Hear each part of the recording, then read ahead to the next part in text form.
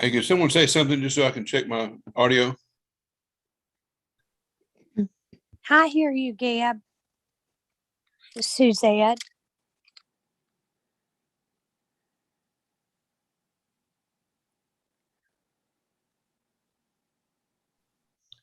Can anyone hear me? Gab, I can hear you. I can too.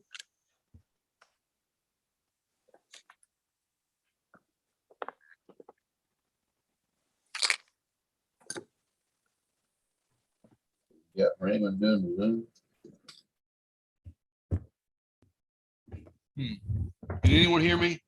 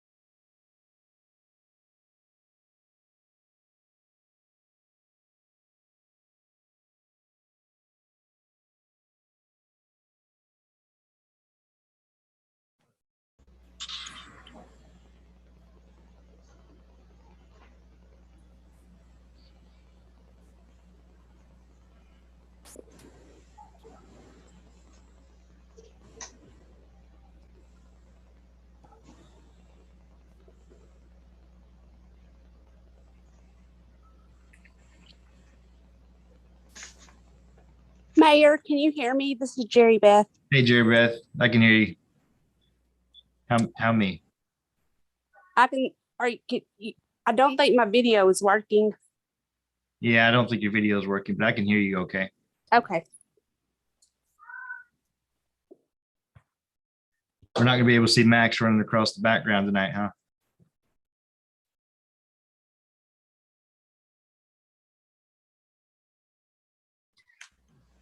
Hey, Mark, Yes, you probably will. When I get it going. Yeah, I understand y'all can hear me. Can someone say something? I'm going to check these speakers, please. Yeah, we got you loud and clear. You're coming in good. Mayor, can you hear me? Yes, sir. All right.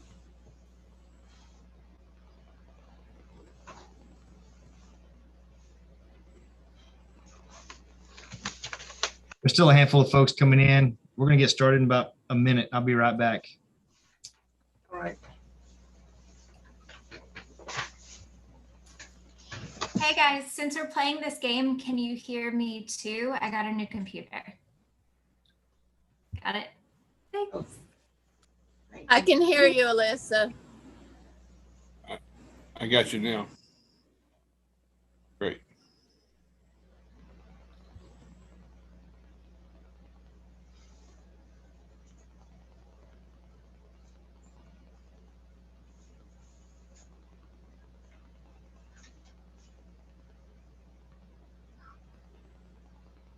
All right, Jerry Beth, you ready?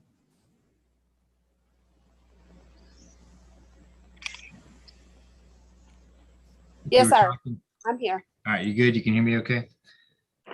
All right, well, good evening, everybody. Thanks for joining us.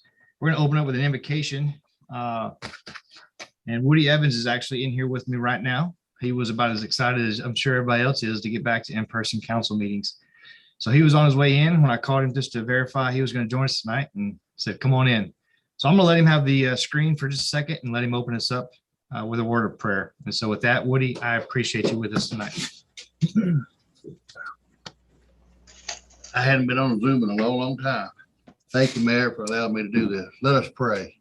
Our Heavenly Father, we come to you, Lord, thanking you for this day. We thank you so much for Jesus who died on the cross for our sins. Lord, we just ask that you be with each council member here tonight, that they make the right decisions when they conduct the city business.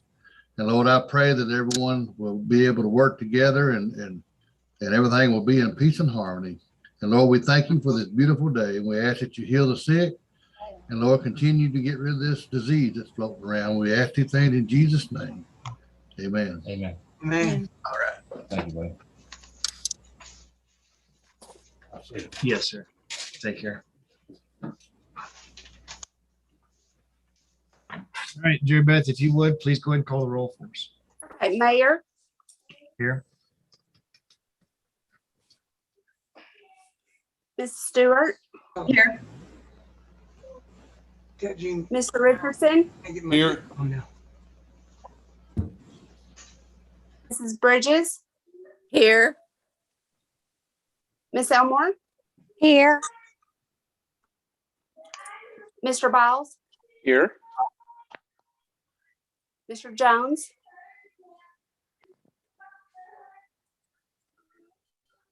Mr. Jones. Ephraim's stuck in court tonight. He sent me a text message. Okay. He's not gonna be able to make Okay. it. And Mr. Hatton, Here. Mr. Florence, Here. and Mr. Butler. Here. All right, Mayor, we do have a quorum. Thank you very much.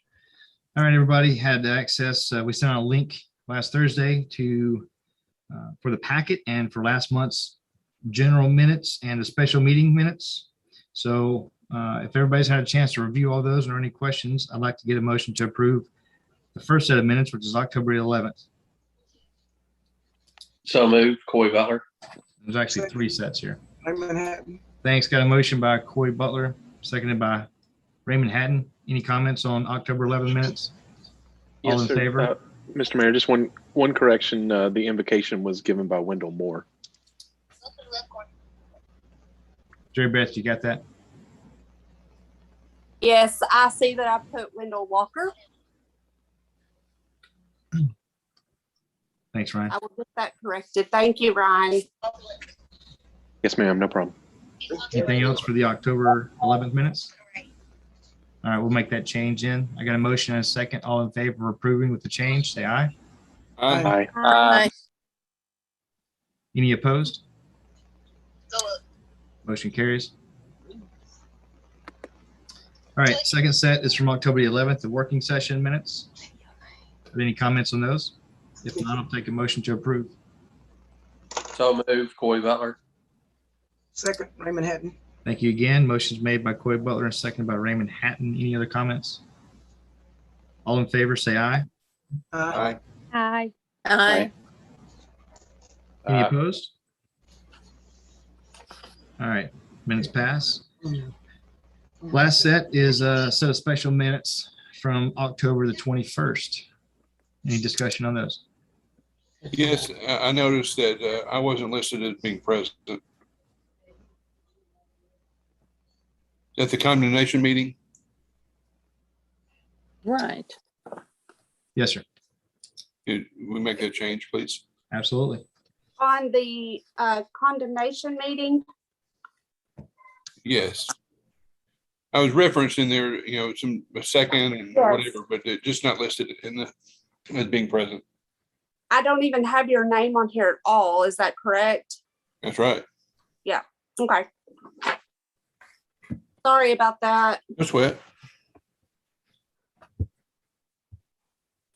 You tried, Gib. You caught us. Good job.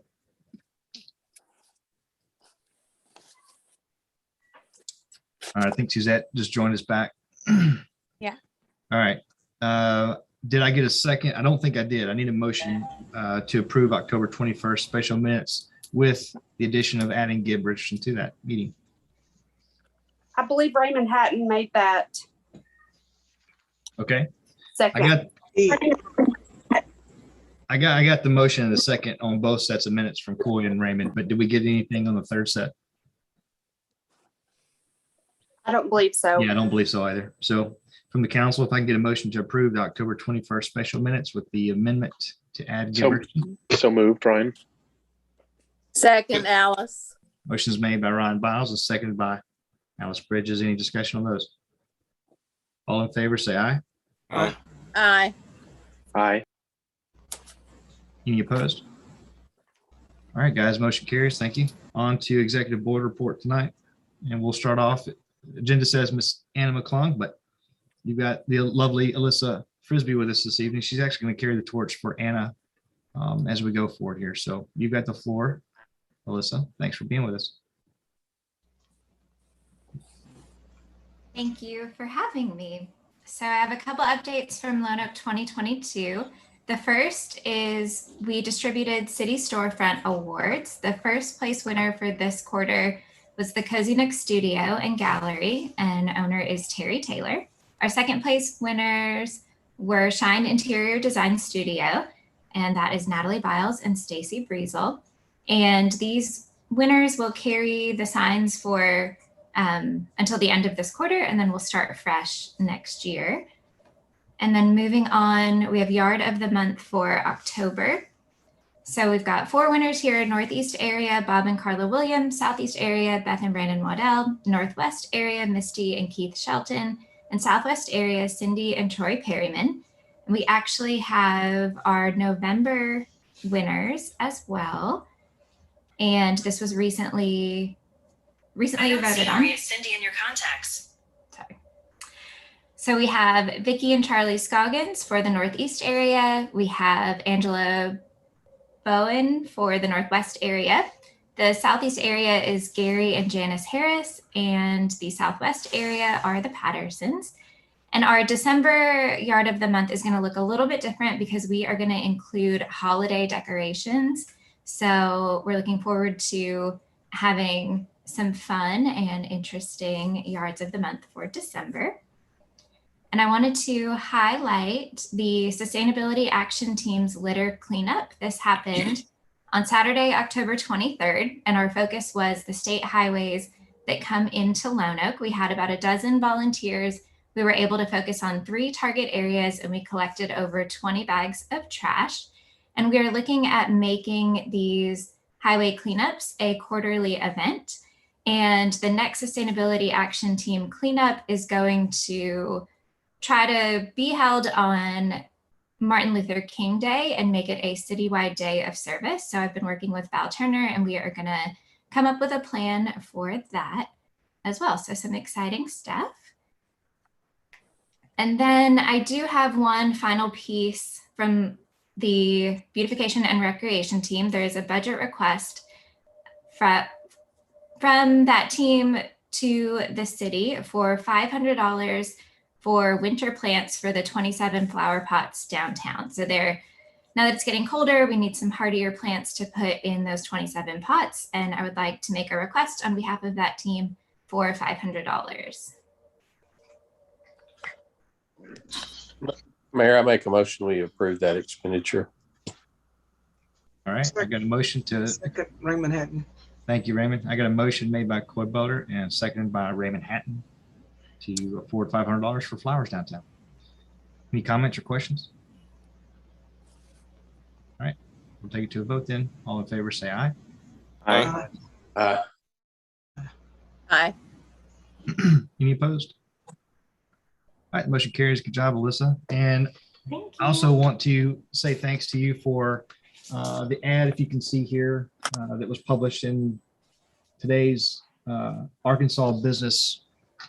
So it's a very good article, very good advertisement. So again, thanks to Alyssa for spearheading that. And thank you to the council for approving the funds to celebrate the academy. And we'll let you know as soon as that Trendsetter, the full page comes out in the Trendsetter advertisement as well. Anything else or any questions for Alyssa? All righty then, moving on. You guys have the calendar, monthly library calendar in your packet. I think Miss Deborah Moore logged in. So if anybody has any questions for her, Ms. Deb, do you have anything you'd like to say to the council? I would like to say that the board has approved meeting in person for some of our programming, and we'll be announcing those dates later. All right. We appreciate what you do over there. All right, moving on to economic development report, Mr. Gene Eagle. You're still muted, Gene. There you go. Okay, is that better? Yes, sir. Okay. Good evening. Tonight, I wanted to start with letting everyone know that the Vista Outdoors Company Remington Ammunition has made an application to the Arkansas Economic Development Commission to participate in a program called Tax Back. And to be able to participate and to be considered, they have to receive a resolution from the governing body in support of their application for the Tax Back program.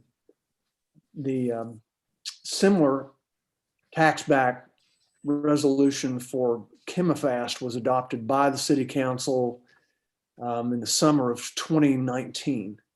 You guys may remember that when they did a small expansion at the plant, and they took advantage of the Tax Back program. This is a sales tax rebate on materials that would be taxed locally over the next 4 years. That's the extent of the program. The company has given the Arkansas Economic Development Commission the right to promote and to explain the extent of the expansion and the investments that they plan, and they'll be releasing that should this application be approved. So tonight there's a resolution in your package for the approval of support. It's a resolution for support of Vista Outdoors for participation in the Tax Back program. And I've spoken at length with Mayor Reed. He and I looked at it, considered it. He did some research on what sort of impact it would have on taxes, because a portion of this resolution is for it to be retroactive. And it didn't seem that the materials that have been purchased so far would even be a material item for the city's budget. With that, would just like to say that this is a great opportunity for the city to show support for an existing industry. This is a program that's widely used around the state, and I recommend it. I think the mayor does as well. With that, I hope that this resolution will be considered, and hope the council will be in favor of it. Absolutely. So this is definitely a step of support towards Remington. And at this point, I think Remington and Vista Outdoors are kind of interchangeable. And so with that, I would like to ask the City Council to put Resolution 11-1, 2021 on the floor. I'll make the motion. Raymond. Thank you, Raymond. Do I have a second? Second, Coy Butler. Thank you, Coy. Resolution number 11-1-2021, resolution of the City of Lone Oak certifying local government endorsement of business to participate in the Tax Back program as authorized by Section 15-4-2706D of the Consolidated Incentive Act of 2003. Whereas in order to be considered for participation in the Tax Back program, the local government must endorse a business to participate in the Tax Back program. And whereas the local government must authorize the refund of local sales and use taxes as provided in the Consolidated Incentive Act of 2003. And whereas said endorsement must be made on specific form available from the Arkansas Economic Development Commission. And whereas Vista Outdoor Inc. and subsidiaries located at Interstate 40 and Arkansas Highway 15 has sought to participate in the program, and more specifically has requested benefits accruing from investments in purchase or expansion of facilities and equipping of the specific facilities. And whereas Vista Outdoor Inc. and subsidiaries application to the Arkansas Economic Development Commission requests a start date for the Tax Back program to be October 2020, and whereas Vista Outdoor Inc. and subsidiaries has agreed to furnish the local government all necessary information for compliance. Now therefore be it resolved by the City of Lone Oak, Arkansas, that number one, Vista Outdoor and subsidiaries be endorsed by the City of Lone Oak for benefits from the sales and use tax refunds as provided in Section 15-4-2706D of the Consolidated Incentive Act of 2003. Number two, the Department of Finance and Administration is authorized to refund local sales and use taxes to Vista Outdoor Inc. and subsidiaries. Number three, this resolution shall take effect immediately.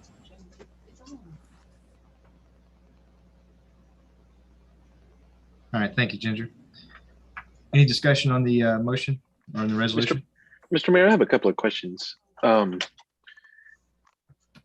Part of the resolution says October 2020. So is this retroactive? It's retroactive if they get authority from Department of Finance and Administration. So would it be possible to explain the logistics of this? In other words, if the city is not collecting sales tax on purchases by the entity that's approved here prospectively, does the state of Arkansas reimburse the city of Lone Oak for lost tax revenue? No. So is there an estimated amount that this might Yes. be? You're Okay. talking about the retroactive amount? What's the anticipated value? In other words, how much local purchasing does Vista Outdoors do in Lone Oak that we would so expect? we're talking a few $100s here. It's nominal. We had, I called Adam White and asked him, we didn't want any surprises, right? They bought a large purchase item between 2020 and now, that would kind of catch us off as a surprise. So I asked them to send us all their purchase orders in the city of Lone Oak from the last couple of years, actually. So this is only retroactive till last year if they get approval from DFA. With that said, I think there was a couple of grand that they had spent in the city of Lone Oak. That was the total expenditure, you're saying? Yeah, and Ryan, honestly, I had it written down somewhere. I have to go find it. That's okay. But I would it just really was nominal. The most of the expenditures come from Crow Burlingame, K&D Graphics, and there was one more vendor that's not coming to mind right now. But they only had 3 vendors. Regina, I don't know if you recall how much it was or what those vendors were, but if you do, feel free to weigh in. But I felt very comfortable moving forward with this, pending that it was, I think, if I remember correctly, less than like $1,000 worth of accumulated sales tax between now and last year. Okay, thank you very much. Do we know if there's any other municipalities participating in this on Vista's behalf? Because technically they're not in the city limits. So I'm just curious, is the county participating at their level? Are there other supporting governmental entities? Gene can answer this, but as I understand it, this is going to go to the county quorum. And hopefully they will get dual support from both City of Lone Oak and Lone Oak County, kind of our hope. But we can't, that's out of our control. What we can do is, as a city, is at least show our support for any purchases that are made within the city limits. We'll say that the county is the primary, but the Arkansas Economic Development Commission asked me if I could spearhead that for both, and that's what I'm doing. So yeah, the county will take this up on the 18th of November. Gene or Mayor, you might be able to help out. And I don't want to draw this out too much, and just for my education. Is there a certain classification of businesses that are eligible for this endorsement? And is presumably Arkansas Economic Development Commission is the one who either certifies or approves that or sets that criteria. Is that correct? That's correct. So is it based on a size of an employer or economic impact of the employer? What qualifies an entity for this consideration? Ryan, I would have to double check, but I think that it might fit, that broad definition that we've discussed. And that's why companies have to apply, and then they're considered. Okay. So I think it's fairly broad. This thing's used statewide. It's just another thing that the state legislature and the state agencies came up with years ago to try to make us more competitive in recruiting projects. And I appreciate that explanation, because I do recall when we approved this for KemaFest, and my memory just doesn't remember all the details related to how it works. So thank you for explaining that. For a future meeting, would it be possible to quantify the amount of expenditures that have been where the tax has been abated for KemaFest since the time that's been enacted, and maybe just for our benefit, understand the magnitude of that? Regina's got that in her hands right now, actually. Okay, cool. Are you asking? I'm making a list here. Ryan, are you asking for that number right now, or you want us to? No, right now, no, sir. Just a at future meeting. The future meeting's fine. Thank you. That's all I have. Thank you. Any other questions? Yeah, I will say, oops. The main thing that the companies are looking for is the state sales tax rebate. And with that, I'll go ahead and jump in, anybody that has questions. Jean, you just said what I was going to try to bring up here. This is really mostly for the state sales tax rebate. The city, because we don't have a whole lot of suppliers of materials and things like that, it's for capital improvements. And because we don't have a lot of suppliers of those materials for capital improvements, the effect on the city itself is fairly limited. Jean had helped negotiate this for Chemifast several years back, and we both kind of learned a lot about it at that point. He probably already knew it, but I learned a lot about it at that point. But it's basically they're doing it for the state sales tax rebate. The county and the city are minuscule as compared to that. Good. Thank you, Ginger. I appreciate it. All right, any other comments? All right, we'll take it to a vote then. Don't forget to come off mute. Jerry Beth, you do have a motion. We just need a motion to accept the first reading. Sorry, let me ask that correctly. I need a motion to accept the first reading from the city council. That's So correct. moved. Coy Butler. Thank you, Coy. Do I have a second? Second, Michael. Thanks, It only Mike. takes one reading, doesn't it, for a resolution? Yes, sir. All right, I got a motion by Coy and seconded by Michael to accept the first reading. If we come off mute then. All in favor, say aye. Aye. Aye. Any opposed? All right, that motion carries. Thank you, guys. Gene, thanks for explanation and for introducing it. All right. Up first, administrative reports, community development. Jeremy, you get the floor, buddy. Yes, sir. Hi, council. Our first meeting, as far as it goes, we've got our animal control report. Everyone's seen there. I do want to state in there that we have the reclaim number is actually 4 now, and the I'm sorry, take that back. The reclaim number is now 3, and the rescued number is 5, and we now have to up the number for dogs deceased to 1. And then there was one more coon caught today as well. So that's any changes to that. So if there's any questions with that, that's kind of where those numbers changed. And then as far as for community development or code enforcement, obviously those numbers are a little lower. We're not dealing with grass near as much, but if there's any questions with that, I'm here to answer on those. I do want to also thank Alyssa for helping out. She started an Amazon fund, or I guess I'm not exactly what the right word is, but a kind of a fundraiser for animal control, and got a little bit of help with getting some food and supplies for the animal shelter. So I'd like to thank her for that. And that is all I have for today, unless there's any other questions. Alyssa, are you still with us? I've only got so many people I can see on this little gallery shot. Right. I think she may have already left. I don't see her. So it's kind of like a membership code, as I understand it, and we'll get you guys more detailed information. But anytime you buy something off of Amazon, if you have this code, as I understand it, you'll use the code, and a portion of those proceeds will be funded to the Lone Oak Animal Shelter. That's how that'll work. So, Mr. Mayor, I have a question.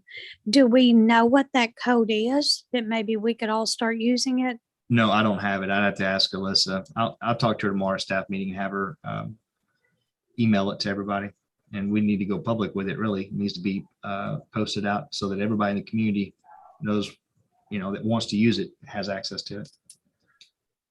I do that for CASA of Lone Oak County, and you go and you look for it off of your own Amazon account into like smile.amazon.com, and you can pick the animal shelter as your beneficiary. Jeremy, if you'll back me up tomorrow, we'll talk to Alyssa and get that information out. I don't know when that came together. It's probably been the Yes, last no couple of days. problem. Yeah, no problem. I'll ask on that. But yes, it was a big help, and I do want to thank her for that. Awesome. All right, anything else? Anybody got anything for Jeremy? Okay. All right, Jim Kelly, Public Works Report. Good evening. Evening. Standard monthly report, water loss at 15.6% this month. Nothing real noticeable on here. A couple projects we got coming up. Highway 70 lift station. We're going to be bidding that out. It's just an upgrade, or actually we're going to replace the pumps, do a new like pump house there, bring it up above the flood level. But this is something we're going to pay for out of depreciation. It's in dire need of repairs. Chlorine room, I'm still waiting on my bulk containment. That's something else I'm trying to complete before the end of the year. And we got a drainage right away on East Academy that desperately needs attention. And so I'm gonna be working on getting a contractor to come and make some repairs for us before we have an incident and possibly lose more of our road or underneath our road. That's on West Academy, I think that you're referring to. It is, yes, it is West We Academy. get to the community center. But just a couple things I'm trying to accomplish. The only action item I have tonight is a change order for Reese Construction.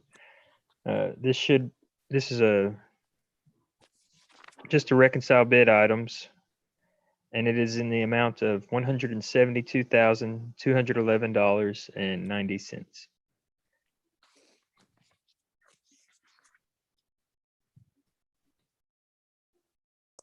I make a motion, we accept the change order.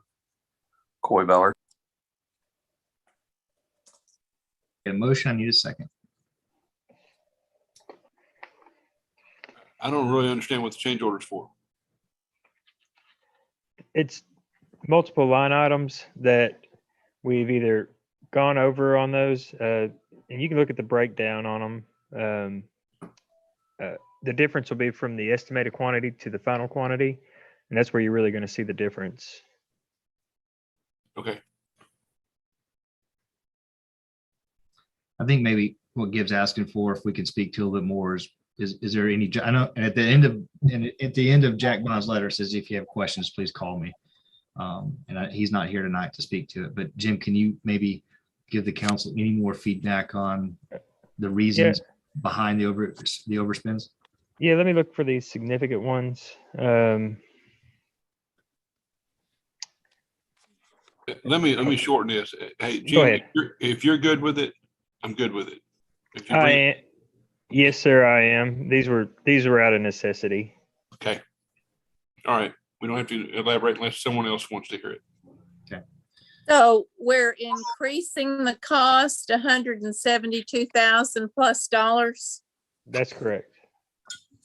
That's a net?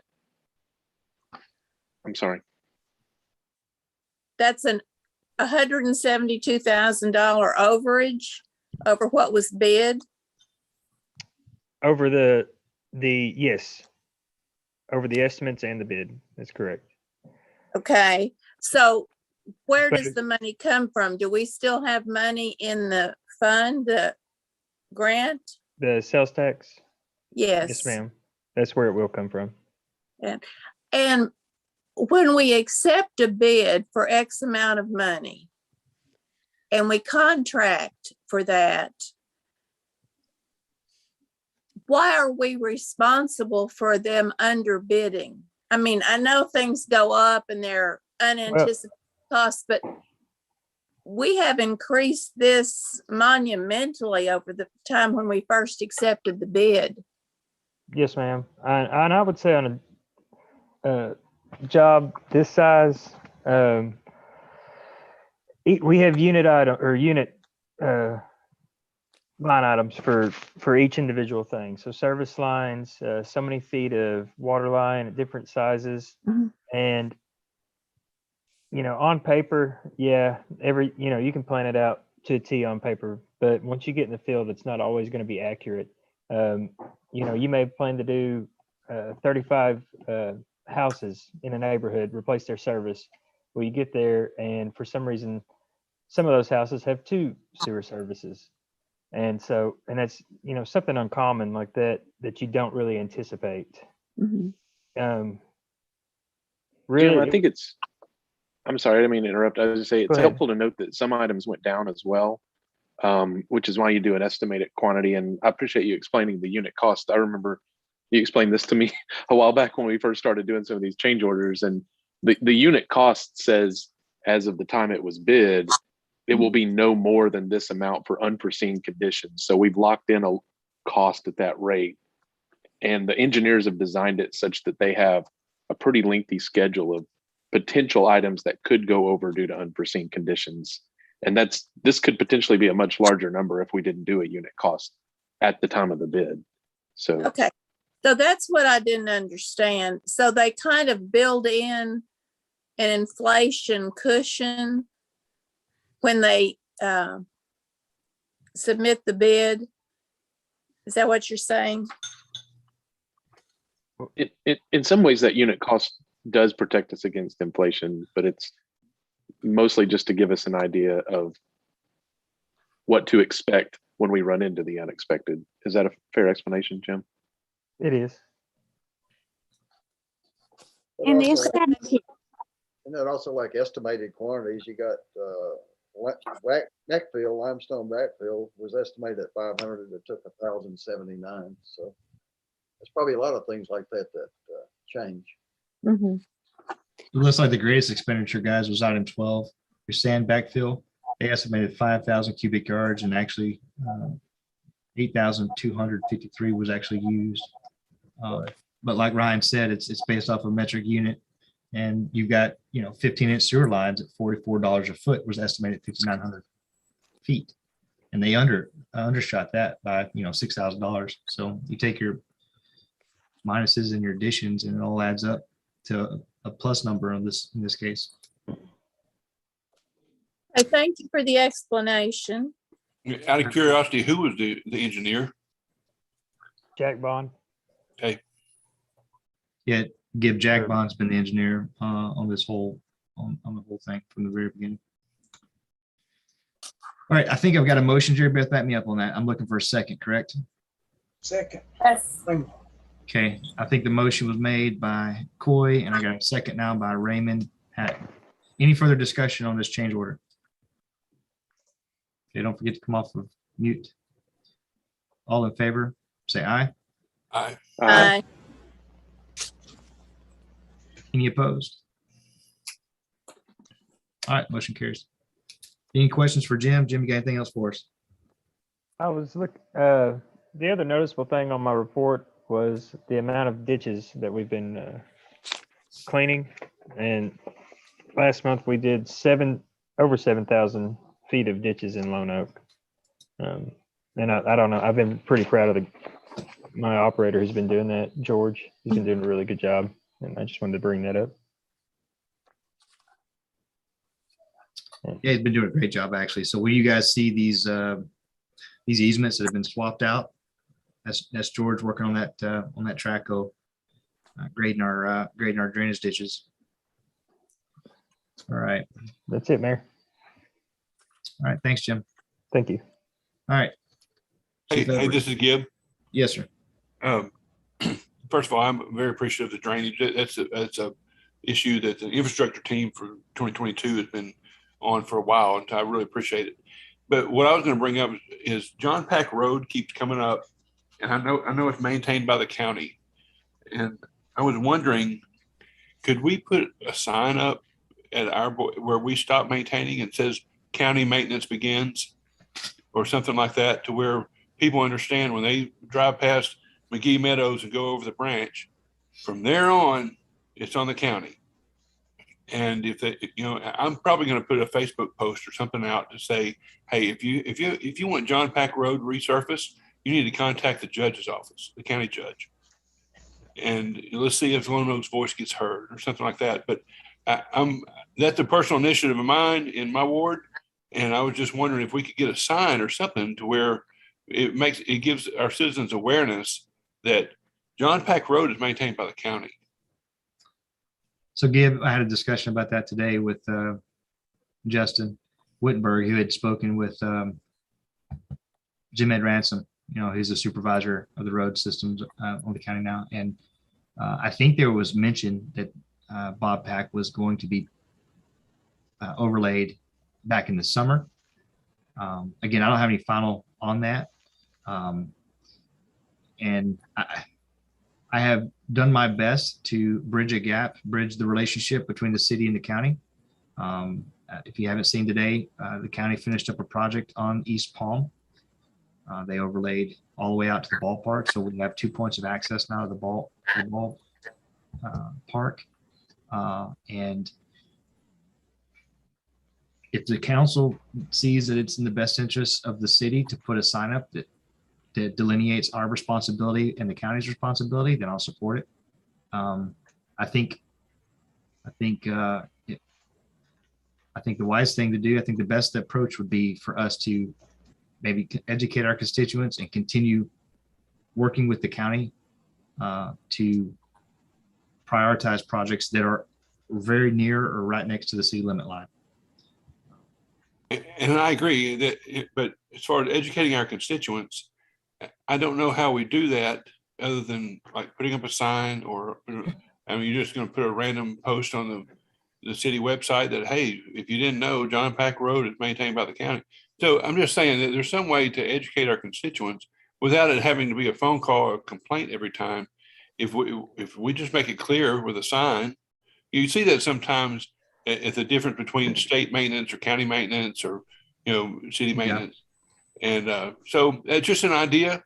I'm not trying to be weird about it. I'm just saying that's, I think a lot of our citizens would use that road if it was in better shape.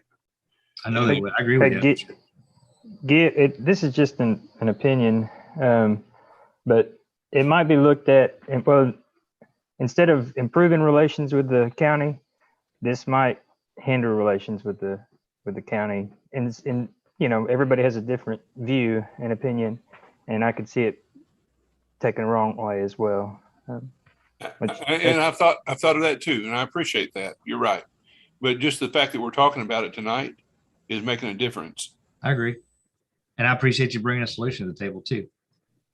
So, I mean, if it's a priority for the city, I would, based off the attention it's getting, I would say it's a priority for my ward. But I mean, I don't know if it's a priority for everyone.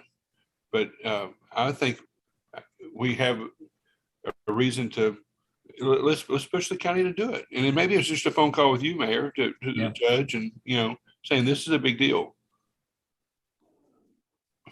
I'll tell you what, Gib, if you're willing to walk to the county courthouse with me, I'll be happy to saunter over and we'll get a sit down with the judge and just discuss it with him. Sure. Okay. All right. Any other points of contention or questions about? Hey, before we leave that, do I need to should we do a petition, or is there any more work we need to do before we can go to the judge? I don't know. I don't know that I don't have that answer. I would say no. And if there needs to be a petition, I would ask the judge, does there need to be a petition? Okay. Is this something that we need to take to the quorum? Because they act a little differently than we do. Their relationship, as I understand, Ginger or Gene or somebody can probably give you more information on this, but the relationship between the county judge and the county quorum is different in scope and responsibility, as is a mayor and a city council's relationship. It's a little bit different. I think there's a lot more authority given to a county judge. Okay. Well, I'd be interested in hearing from the rest of the committee or the board, the council members. Do y'all see a need to resurface John Pack Road? I think it needs it eventually, but I also think it needs to be part of the city limits eventually too. Say that again, Mike. So I think it's eventually going to need it, and it needs it now, but I think it should also be part of the city limits eventually also, all of that out there. So it's my understanding that the county maintains down to the branch, to Pack Branch.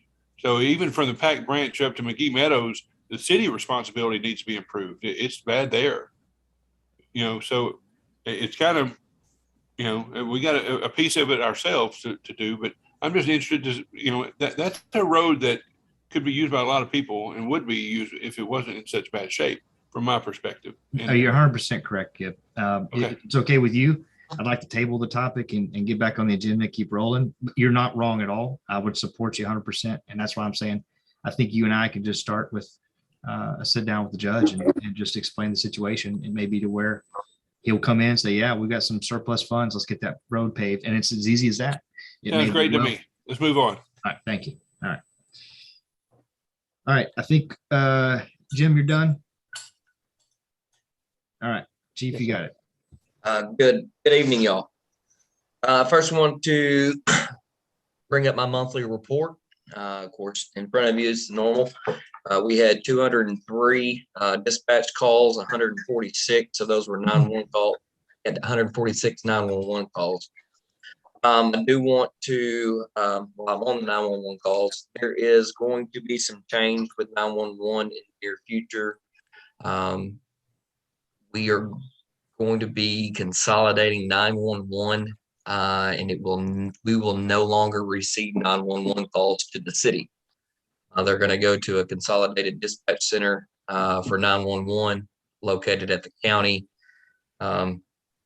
soon. I don't have a date, but we're talking about the end of the year, beginning of the year is what I'm hearing. As soon as I get more information on that, I'll pass that along. But basically what it is the state is consolidating 911 call centers so that the limit, the transfer rate will go down from when someone calls 911.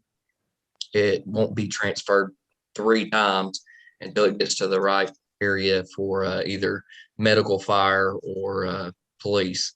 But that's just something that I wanted to add into that.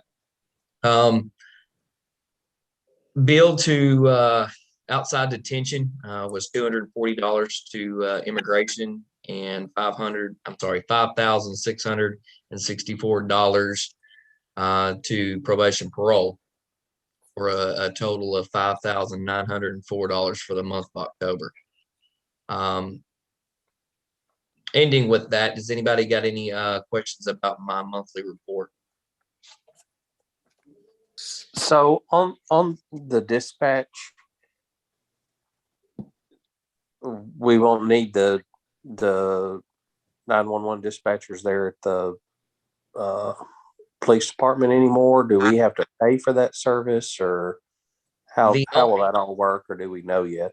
The only thing that is going to be taken away from the police department is the actual phone and computer system, and it's going to be transferred over to a call center. We will still have our dispatchers dispatching our non-emergency line, talking with our officers on the street, dealing with people calling in no matter what. It's just if somebody calls an emergency line for 911, it's going to go to a different area. It's not going to come to the police department. Our calls, do we get emergency calls on landline? Yes, we do. We get requests for ambulances. We get people calling in disturbances on a regular line and not just 911. The only thing that is being taken away from our call center is the capability of 911, because the state is going to be paying for one 911 PSAP, and all the funds and all the equipment the state pays for or the state pays the county to pay other agencies, is the actual phone line and the computer system that allows us to transfer calls to different areas. So Coy, answering your question briefly, no, we will not be losing our dispatchers. We will not have to pay any money anywhere. The only thing that we're losing is the capability of receiving and transferring any 911 calls. Great, thank you. No problem. Sorry about kind of long-winded on that one a little bit. With the also in your packet, you received a letter from myself in reference to our jail and our outside detention. In a brief, we had our meeting with jail standards last month, and although we passed our jail standards inspection, I did have a good sit down with the jail standards, and they advised, what we were doing well at, and then what we were lacking on. And what we were lacking on poses a extreme liability risk to the city of Lona. Our staffing at night is minimal with the dispatcher and 2 officers on scene or on duty. And they advised that although that's okay to have the jail running, if the dispatcher is tied up with calls and then also with officers on the street for a lengthy period of time and something were to happen in the jail, because I told them that we're staffed well enough and the liability is on the city if it's something were happening in the jail. They also asked me if the yearly income was worth the liability risk that could potentially reach up into the $500,000 range. And it made me think, and I've had a long discussions, I've had long thoughts, and it's a very difficult decision to make. But according to my decision, I'm going to be closing the jail as of January 1st of 2022. It was not a thought or not a decision made lightly. My main focus was the liability to the city and also the safety to my staff here at the police department. I don't like to outweigh liability to some income. The income is great. We've been able to build up the criminal justice fund to a level, but when you're playing with fire, you don't want to get burned. And so if anybody's got any suggestions, any comments, questions based upon my decision, I'll be glad to answer that right now. So Matt, I do have a question. This is Gibb. Yes, sir. Just so I understand. So when during the night shift, and I read your packet, and it looks like there's hourly checks required. Yes. And that needs to be done with 2 people? No, it needs to be done with 1. But if both of my officers are tied up out on the street with something, and my dispatchers have to be there in the dispatch center while they're working, there's no one to send back to the back to do their hourly check. Yes, we do have video monitors, but we can't rely on the video monitors. We actually have to go eyes on and see the actual individual breathing, alive, and well. Sure, and I understand that piece of it. I'm just asking, so what's the risk to the employees? The risk to the employee, if I do have officers on the street patrolling and my staff member, dispatcher goes back to the jail, they're going back there by themselves. And human nature with people, sometimes you never know what can happen. So sitting one at a time, one staff member in the back and locked down or not locked down as a trustee, you still have the risk of something happening. Okay, so there are situations where the inmates are not locked down, and you got 1 employee at the station, and the other 2 are on patrol or handling something, right? So he's at risk. That is correct. They're locked down in the back, but the dispatcher / jailer has to open up the door to go back to the back to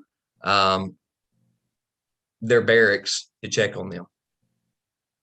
Okay. So do you really need an additional officer to be present?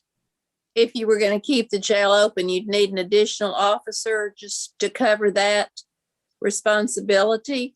I'd probably need an additional officer for that shift. That's probably going to be an additional 3 employees. Additional what employee? 3. 3 besides the dispatcher is already there? Not on the shift, but 3. 1 for 7 nights for 7 nights a week, and then also, sorry. No, go ahead. You're right. For 7 nights a week, and then also a Saturday shift, day shift, and a Saturday or a Sunday day shift. Here, Monday through Friday, there's enough people up here during the day that there's no risk. From 6 o'clock at night, 6 o'clock in the morning, that's where our liability is. And on Saturday day shift and Sunday day shift, you have the same amount of people on duty as the night shift. It's 3 people. 2 officers, two officers on the street and 1 in the building. Hey, Matt, I have a question. So if you eliminate it, you're eliminating $90,000 in revenue too. Is that correct? At least, but that's not excluding or including the cost of, that's 90,000 income. Then I've got several thousand of dollars feeding them and medical and janitorial supplies, equipment to keep the jail up and running, and equipment here and there for it. So out of that 90,000 that you're budgeting, you're probably, it's close to, I'm just estimating right now, 20 to 30,000 that it's costing to maintain the jail. Where does the 90,000 of income come from? Comes from I get right now as $32 a day from immigration. I get $32 a day through ADC to house these 90-day offenders. Okay.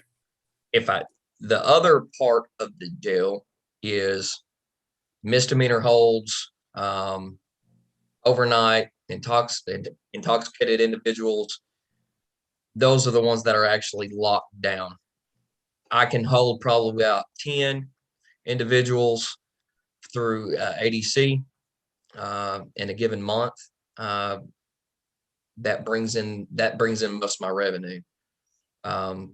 Those individuals go out in the city to work with water and sewer, the street, dog kennel, the ballparks, and have been doing so since we started holding 90-day offenders. That's where the income actually comes from. So if I can just kind of state the bottom line up front, which would be really what, this has not been an easy decision for Matt. I can tell you he's toiled over it for weeks. But at the end of once you do the math, really what he's deciding to cut loose is anywhere between $20,000 and $30,000 a year. But then you look at the liability that he's having to live with every day. If he comes in on a Monday morning and something tragic's happened in the back of the cell, the city is potentially going to incur great costs. Whether it's cost, whether it's a black eye for the city through media, it's just not a liability that I'm willing to risk on such a minute amount of money when it comes down to what a lawsuit would do to the city in this magnitude. The only reason I'm kind of just discussing it, one, I think it's kind of a big deal if we shut down our jail. And I say that not knowing what you know, and I don't know if who we would typically incarcerate could be incarcerated at the county, and it sounds like in your packet they could be. But I just hate making the decisions on, well, we might get sued. Well, that's thrown around a lot. And go ahead. Yeah, no, that's kind of, I think y'all see where I'm going. And I do. I'm not saying you're crying. All violent offenders, any felony charge, they automatically go to the county. That's no problem. People are getting locked up that need to be incarcerated. They're getting incarcerated and going through the judicial system. The thing about it is that I have worked in my career several in custody deaths at the sheriff's office in the jail. If that were to happen in my small department with my small amount of staffing, we won't recover from it. All right. I've asked all the questions I've asked. Yeah, I'll pass it on to someone else. Thanks, Matt. Well, I just wanted to thank Matt for the hours he spent trying to figure out this situation and the decision he's come to. I think the bottom line is, as the city of Lone Oak, we need to adequately fund the police department So a situation like this isn't a possibility. Like Matt said, if something happened and Lono gets negative publicity, it will not only affect the citizens' safety or feeling of safety, but it will also deter economic growth in the city. People are not going to want to come here and establish businesses if they don't feel like we have adequate protection for them and their homes and their families. So I think we need to look at some way to increase the funding for the police department to cover things like this, so hard decisions like this don't have to be made. Ms. Alice, I think it's important as well to temper all of this with the understanding that losing or giving up the holding cells, the practice for the income, is not making the community any less safe.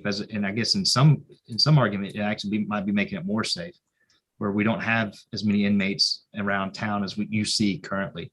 So he's still got capability for a holding tank. He's still got partnership with the county. So everybody that needs to be incarcerated or locked up for 24 hours or longer, we have the capability to still do all of that. It's just that, the program that we took over as a city 8 years ago, we're not going to use it as a source of revenue or income any longer, because the liability has surfaced to the top, and Matt now has the burden of knowledge of knowing we either have to fund those staffs to adequately survey and to make sure that that people are breathing and they're alive, and we can't fund those positions right now, or we cut that program loose because the risk is too great. So I guess in terms of safety, I want it to be said that the community is not any less safe because of Matt's decision. Oh, I totally agree with that. That wasn't at my point at all. It was just that maybe we need to look at more officers, just because there are only 2 at night in the whole city. We only have 2 police officers. That is correct. Okay. That was my concern, was just that, are we adequately funding the number of officers we need? But that's a discussion for another day. Okay. Thanks, Ms. Alice. Anything else for the chief? Well, Yeah. I don't know if it's a discussion for another day if we're about to vote to close the jail or not. No, we're not voting, Gib. That was a tangent that we kind of chased out. That's not a part of tonight's agenda. Okay. Just so I'm hearing the council, I kind of echo what Ms. Bridges said, but I think certainly during this time of looking at the budget for 2022, am I hearing from the council that we do want to do something to better fund the police? Yes, I agree with that wholeheartedly. And Matt, we just appreciate all your thought and concern, and I'm sure you've spent many hours coming to this decision, and we just want you to know how much we appreciate that. I know that you are there in the middle of it every day, and we're going to rely on what you feel is best to suit your needs in your department, and we will definitely back you 100%. But I agree with Alice that we have got to look at our police department. That is such an important part of our government. And even the body cams that we've met on and discussed pricing, that's something I don't want us to put to the side.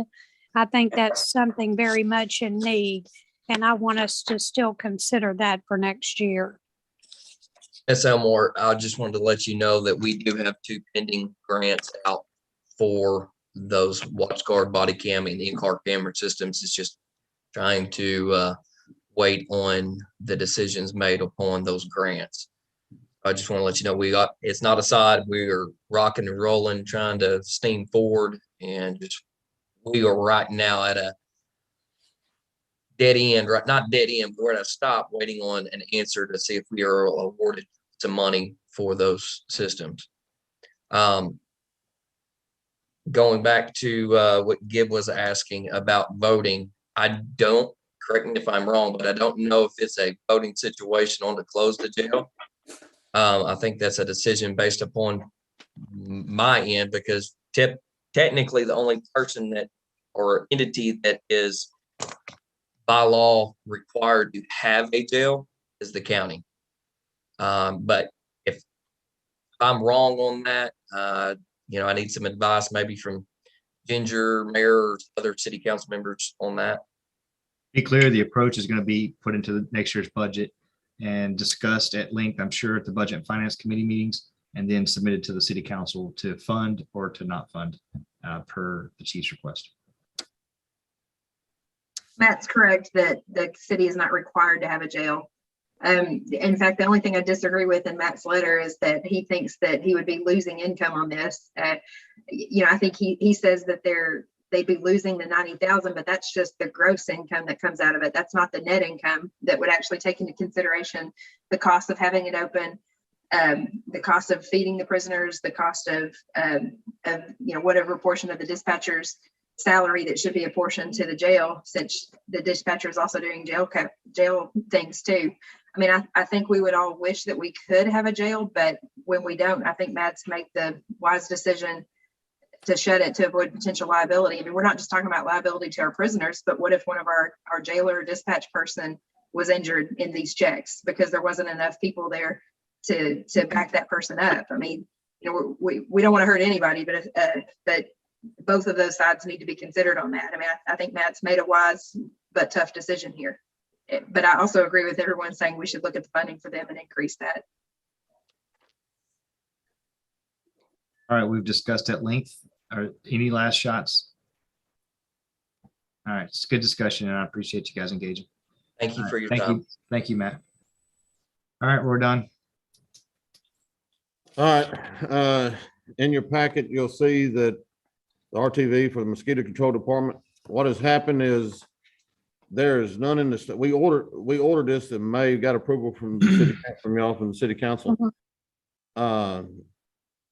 to purchase the Kubota for $11,922.18. We've been waiting. There's going to be one coming to the state, to Carlisle. It's the only one going to be delivered into the state, and it's going to be coming in the 1st of December, end of November, 1st of December. But the cost of it is $13,233.36, because we had the strip down model ordered for $11,922.18. This is a little bit better, and it's for $13,233.36. I'm asking if we could get it, because if we don't get this one, don't know when, if we even get one for next year. They don't know when another one will be brought in. Mayor, I make a motion that we go ahead and get the model that's going to be coming into Carlisle with the supply demand. I don't know when we're going to get it. All right, thank you, Coy. I got a motion by Coy Butler and I think a second by Alice Bridges. Is that correct? Yes. Very good. Any discussion on the purchase? Any questions on it? All right, don't forget to come off of mute. Then all in favor, say aye. Aye. Any opposed? Motion carries. We're done. You got anything else for us? Any questions for you? All I got is the fall ball and the soccer season went pretty well. The soccer season went great. I hope it gets bigger next year, but it's all over with now, and we're getting ready to start Christmas lights and stuff. That's all I've got, Mayor. Thank you, sir. And I do want to thank the county for paving that road back there, because that is going to make it a lot safer for the bigger tournaments, opening days and stuff like that. We're going to try to get the in-town people to use the back way in and let the out-of-town people use the front entrance. So we won't have big traffic jams. We won't have to have police out there to for control out there on the highway and stuff, because it is very dangerous. Roy, Don, I have a question. Yes, ma'am. Suzette, will you have like a second check-in point on the backside Yes, of the ma'am. park as well? Yes, ma'am. We're actually, the county's putting a different pipe back there. It's gonna make it bigger. It's gonna have a 40-foot. And we're gonna have to redo our gate back there. But that way people can drive in and drive out at the same time. I'm gonna put another ticket booth back there. Now, we're not gonna have it open every night. I can't afford that to have it open every night, but I will have it open on when we have at least, when we have 6 fields or more going or opening days or tournaments and stuff like that. Hey, Rodon, I was just curious on, could we not have done that while it was still gravel?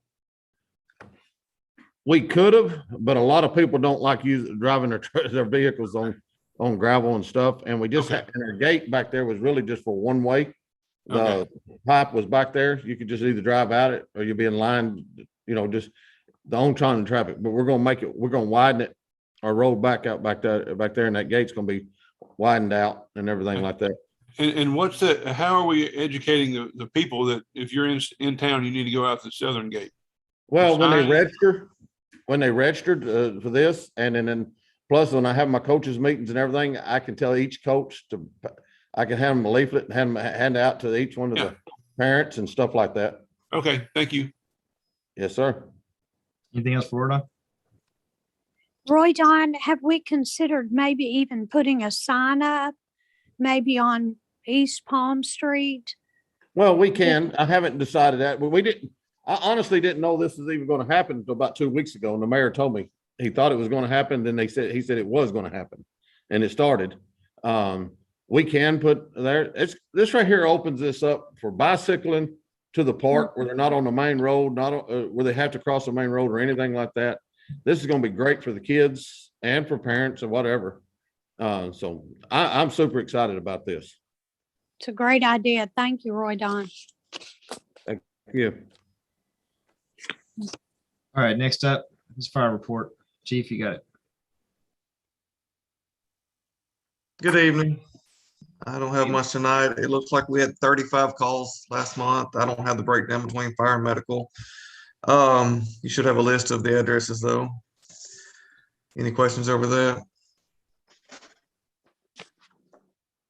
Okay, I do have one item for consideration tonight. One of my fire trucks has a couple major air leaks, so it's cutting down the time of getting out of the house because you got to let the air build up.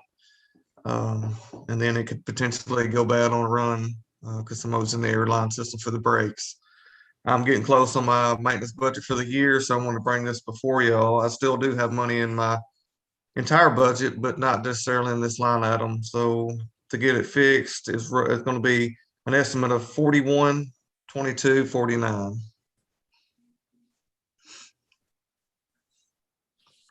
All right, I'm looking for a motion from the council. So moved. Second. Thank you. Got a motion by Corey Butler and seconded by Alice Bridges to approve the quote from G&W Diesel. Any discussion or questions? Where will they do the repairs? So also I had to take it back up to Conway. It was going to charge just a little bit more for them to come here every day, and it's going to take more than one day. So I'll just run it back to Conway. That would have been their stop. And then we'll have to do travel. But you're asking for additional 4,100 out of that's above your budget. Yes, it's above the line item in my budget. There's other money there that I'm not going to spend, so I'm not going to go over my budget. Any other questions? All right, then we'll take it to a vote. Come off of mute. All in favor, say aye. Aye. Aye. Any opposed? That motion carries. Anything for the chief? All right, guys. Thank you very much. Thank you. All right, Mr. Mike Brown, Community Center report.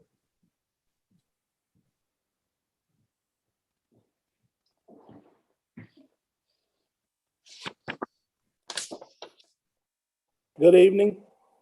Hey, Mike. Good evening. For the month of October, it's just my standard monthly report. We had an increase of 60 plus members, which is always good. No action items for tonight, so I'll cover events that we've got going on at the center.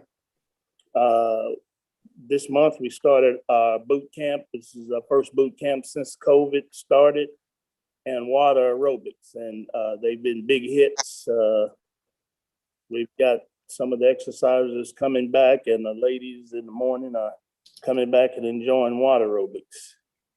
Baptist Health, they had a clinic last month, and where they gave the COVID shots, and they're going to be back on the 24th to give shots and the booster shots too, and health checks. Our member of the month is, most of you know, Dr. Boo. He comes in 2 or 3 times a week, and so if you see him, congratulate him. He's our member of the month.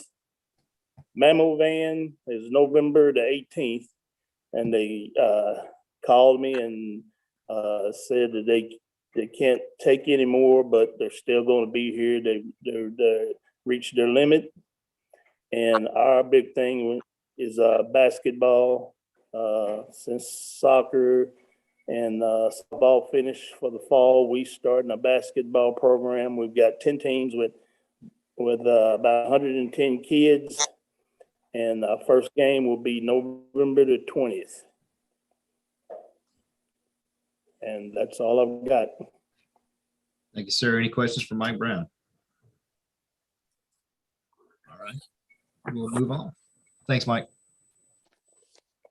I got 2 points of old business to discuss. Rebid tabulations for the depot roof. If you guys remember, last city council, we voted to forego I think the one bid that came in, which was pretty much astronomical. Our original estimate to fix this roof and all the interior was right at $42,000. I think the only bid that came in was like $90,000, so it wasn't even achievable for us. So we put the bids back out, and Aaron Ruby has done a good job with this, and he restructured the bid so that 2 roofing companies bid to fix the roof only, and then we'll come under budget, and what's remaining will be put towards the interior of the depot to fix some of the spackling, the wall, the lamination, some of the mold stuff that's in there. Okay. So we had the bid opening the other day, and we got two bids. One was at $22,759 from Bray Sheet Metal. The other one was from I think it's Wagner General Contractors. It was right at $38,000. And so I'm asking the city council to accept Aaron Ruby's letter of recommendation here and go with Bray Sheet Metal at $22,759 to fix the water infiltration at the depot, and then we'll take the remaining cost and sub out the rest of the work the best we can. So move, give Richardson. Second, Coy Butler. Okay, I heard a motion by Gibb and I heard a second by Coy Butler. Any questions? Okay, come off of mute and we'll go to a vote. All in favor, say aye. Aye. Aye. Any opposed? All right, that carries. Thank you very much. All right, Jay, I'm going to hand you the microphone. If you guys recall, Jay Whisker's with us this evening from McClellan Engineers. They were the engineering firm that has been funded through this FEMA grant that we got last year, and he and his guys are going all through town. You may have seen a pair of gentlemen with some yellow surveying tools in and throughout the community over the past few months. Actually, they're taking spots and points and they're documenting the entire community so that we can actually come up with a master drainage plan, figure out where our water is actually going, where it's not going, where it should be going, why it's not following the natural path, and maybe fix some of our stagnant areas in town and hopefully get this town to drain and shed water. So Jay, without any more rambling, I'm going to hand it over to you. All right. Thank you, Mayor. Appreciate your time. We sent you a slideshow with, I think, about 13 quick slides. Wanted to go through them with you kind of one by one. Appreciate you having us back. We were here last June 17th, and we talked about some timelines and where we're going. Next slide.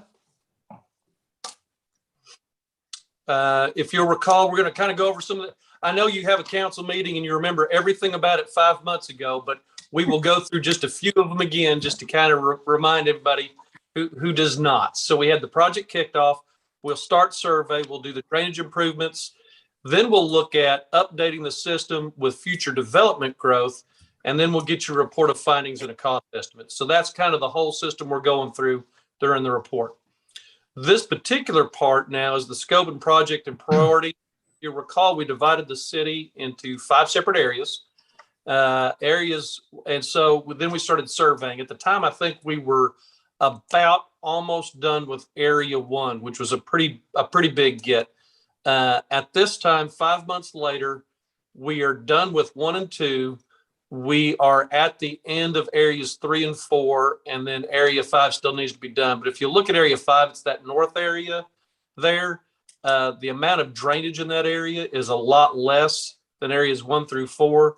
So in actuality, we're somewhere between 85 and 90% finished with the surveying. So I will turn it over to Austin for about the next few slides, and you'll see me here at the end.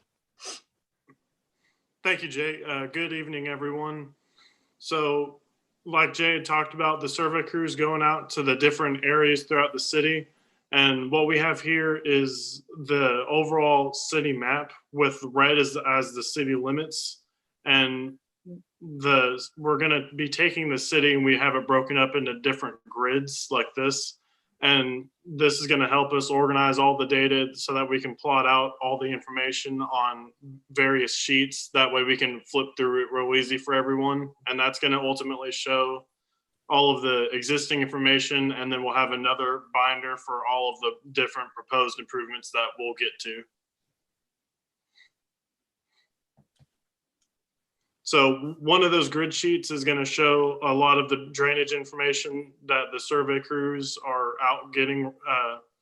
And so it's going to be shown on 50-foot scale sheets. And it's going to pretty much just show all of the information that the survey crew are out. That way we can sit down and tabulate and discuss all of the different issues we're seeing.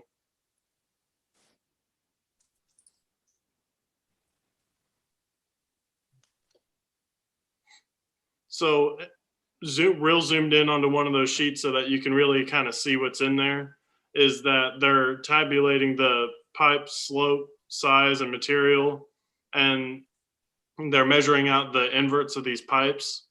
And then so we go in there and we use street view and we compare the elevations that we see in the contours to develop the blue arrows that help us see where the water on the streets are going versus where the water in the pipe system is going. And it helps us kind of map out what all the overall city drainage is like.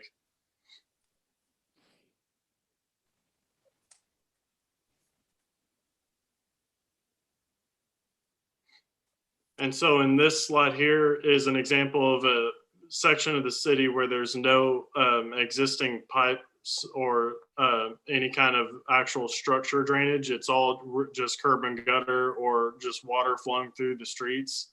So in this picture here, we have it shown with contour lines and the blue flow arrows that help us kind of map out where it's all going. And we use this in combination with where all of the different pipe labels are at. That way we can kind of map everything out and kind of see what our problem areas are once we've calculated the flows going to each of the different locations.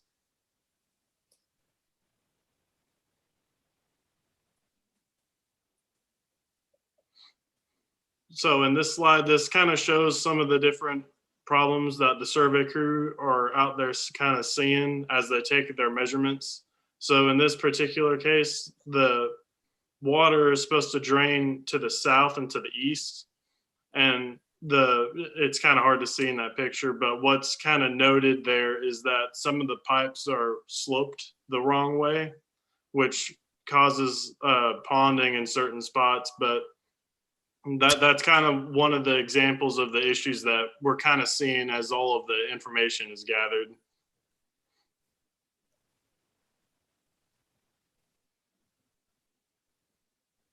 And in this case, we're also seeing that there's a large variety of pipe sizes and materials that are being that are kind of out in the field that the surveyors are seeing. And one thing of note is that they're seeing pipe sizes that are 6 inches in diameter or 8 inches and 12 inches. And really pipe sizes that are smaller than 18 inches in diameter can get clogged up with debris and basketballs and soccer balls. If they ever get in the ditch, then water will carry them over to a pipe and it'll get stopped up and it'll build up water in pond areas like that.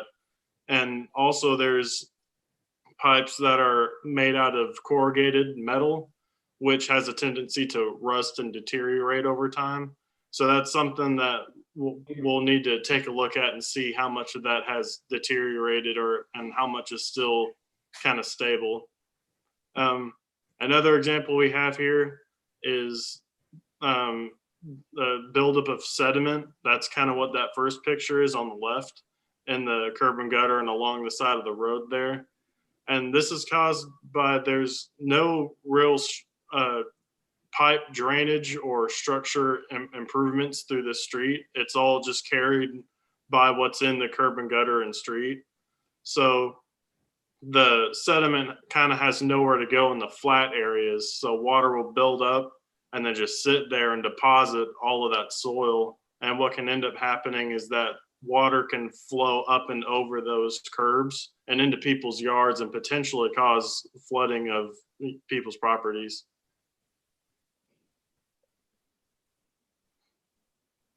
So with that, I'll hand it back on over to Jay to continue on and finish up with the presentation.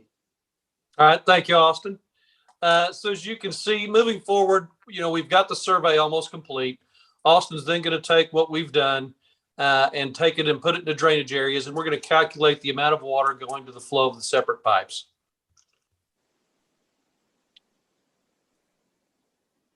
So once you delineate the watersheds and calculate, what you do is you look at, okay, these pipes have this slope and can take this much water and flow this much, and say in a light storm, it can handle it, in a medium storm, and in a heavy storm, it can't. So we do that by years. And so a 1-year storm is a very light storm, with a 100-year storm being a very heavy storm.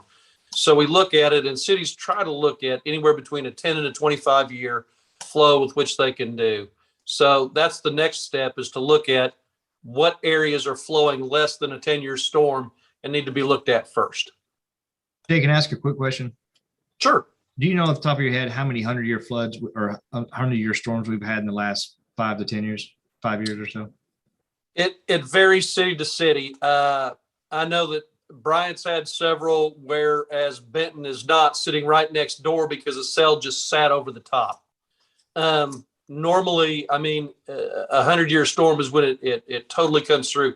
When I was in Jacksonville, we had 2 back to back. We had like a 50-year storm and a 100-year storm within months of each other. And it's difficult to try and explain that to people. When you call it a 50-year and a 100-year storm, you think it happens, every so often, but it's really about the size, Mayor. Right. And as I understand it, a 100-year flood, or I'm sorry, I keep calling it flood, a 100-year storm is really a 1% chance it's a 1%er essentially. Is that right? That's right. It's a 1% chance that much rain is going to fall to you on that day. Yeah. All right, thank you. And then a 50-year flood would be a 2% chance. A 2% chance. That's right. You just take the number and divide into the percentage. Okay. Yeah. So you can have 3 100-year floods in 10 years. You could have 3 back to back to back. It's just one that's happening that day. Okay. Were you done with that slide? Yes, sir, I was. The biggest thing here is we're in the conclusion stage of the topo area, getting the pipes in. The next stage that we're in is for Austin and myself. We're going to look at the drainage areas and start calculating where the pipes are. And some of these, as he went through, some of these are easy fixes. Maybe a pipe is backwards for whatever reason. Maybe one's dropped. Maybe you upsize one pipe downstream. So some of these can be quick and easy fixes as we look through and do this. When we came to you in June, we felt like September we would be done with the topo. Obviously, that didn't happen. A couple reasons. We did do some topo using some drones, and we're able to do that. But actually, because of the beautiful trees in the area, it makes it more difficult to do. So we were having to do each one hand by hand and shoot each specific pipe, which is it just takes for a longer process. So that's kind of where we're at. We feel like that Austin will be done with the drainage at the end of January. I think as we work through this system, Mayor, I think it's time for us as we get near the middle to the end of that process to sit down with you again, specifically you and whoever you feel would need the information, and go through the different parts and pieces of easy fixes that we can do now. Okay. I know that you and I have talked on some of the flooding. Believe it or not, one of the guys got flooded because the farmer next door was watering his crops, essentially, which filled in the one ditch in the area. So surprisingly, some of these things are small. And then there was a small dam at the end that ended up catching that water and backing up the ditch. So some of these. That was here? Yeah, that was the guy at the, I can point, it's right there. So good. So And we don't need to point people out. That's okay. I just didn't know if you were talking about here in Lone Oak or somewhere else. well, it was there in Lone Oak, but the property that was doing the watering was actually in the county. But the property that was getting flooded was in the city limits. So, and the actual blockage was in the county. So, not to fault anybody, it's a problem for the gentleman, obviously, that's getting water in his yard backed up into it. But it's simply just a cleaning out issue of the ditch. Okay. You guys have any questions for Jay? All right, then. Great report. Thank you. Thank you all very much. We appreciate the opportunity to do this, and we'll continue to keep you updated as we go. Austin, good job. Thank you, guys. Thank you, everyone. Thank you. All right. Couple points of new business, guys. We're only in an hour and a half, and I think most of the stuff could be pretty quick. So we'll get into it. The first is an ordinance that I'm actually presenting to the council. And it's pretty simple. It's really asking you guys through ordinance to amend our poultry ordinance to forego the $25 permit fee. And this is me simply thinking that if somebody has, I think you can have upwards of 6 hens. We don't allow roosters in the city, but if somebody wanted to keep 6 hens, that's $25 worth of eggs that we're taking from them, and for what good purpose. And so that's really the only amendment that I've asked that we make to ordinance 786, is that we, as a council, make a decision to forego the $25 permit fee. Times are really tough, and if somebody wants to keep chickens, far be it from us to take that $25 worth of eggs off their table. That's how I look at it, and we can discuss it or get into it. I move that we approve this ordinance. Give. So what we need is a motion to put it on the floor, and then we'll go through the dance. So give. Moved. Thank Yes. you, sir. Second, Ryan. Thank you, Ryan.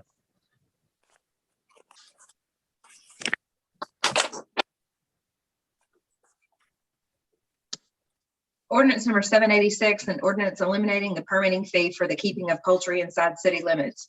Whereas Lone Oak City ordinance number 509 prohibits any livestock, swine, or fowl from being located within the city limits of Lone Oak. And whereas Lone Oak City ordinance number 694 amended Lone Oak City ordinance number 509 to allow for live chickens to be located inside the city limits in certain limited circumstances with a permit fee of $25. Whereas the city council has determined that the permit fee is not necessary for the effective administration of ordinance number 694, allowing for live chickens to be located inside the city limits. Now therefore be it ordained by the city council of the city of Lone Oak, Arkansas, part 1, from the date of the passage of this ordinance and forward, the city shall charge no permit fee for private citizens wishing to keep 1 or more chickens on their property. Part 2, all other remaining provisions of ordinances numbers 694 and 509, which are not in conflict with this ordinance, shall remain in full force and effect. Thank you very much. Any discussion on that? If not, I'll take a motion to accept the first reading. So move, Coy Butler. Second, Michael. All right. Motion is made by Corey and seconded by Michael. All in favor, say aye. Aye. Aye. Any opposed? All right, I take a motion to suspend the rules for the second and third reading. Title only, please. So move, Coy Butler. Second, Second, Suzette. Michael. All right, you got a motion by Coy and second by Suzette there. Ordinance number 786, an ordinance eliminating the permitting fee for the keeping of poultry inside city limits. All right. At this point, take a motion to accept the second and third reading, title only. So move, Coy Butler. Second, Suzette. Thank you, guys. Motions by Coy and seconded there by Suzette. Any last discussion items? All right, all in favor, say aye. Aye. Aye. Aye. Any opposed? All right, lastly, I need a motion to adopt. So moved, Gabe Richardson. Second, Ryan. Thank you, guys. Got a motion by Gibb and second by Ryan. All in favor, say aye. Aye. Aye. Any opposed? All right, that was easy. All right, next on the agenda is the ward redistricting map.